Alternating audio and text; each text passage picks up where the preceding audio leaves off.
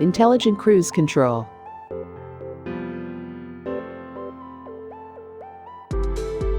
Set the speed after switching the system on.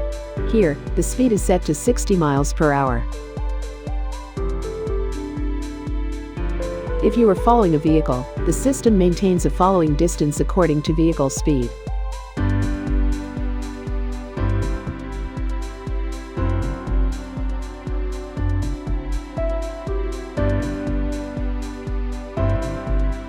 It also operates at low speeds to reduce the driver's workload in congested traffic.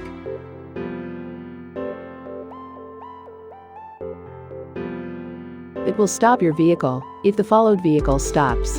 If the driver does not brake after a stop, a buzzer sounds, and the system is disengaged.